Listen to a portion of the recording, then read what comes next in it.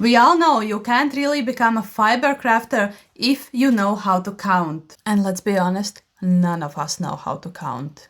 Luckily for us, there's this magical thing that's called stitch markers, and they are your best crafting hack for counting your rows or your stitches. One of the main places where I will use them is when I'm knitting the sleeves. I will put in a stitch marker for every decrease I'm doing, and then when I'm doing the second sleeve, I won't really be following my math or the pattern. I will be following the stitch markers from the first sleeve when I'm knitting the second one.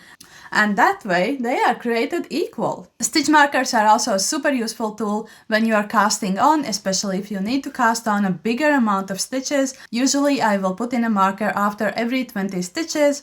And the best part is that you can also pre-count your markers beforehand, put them in front of you, and then you're just set to go. And of course then the last repeat won't reach the 20 stitches, that I will just count the amount that I need.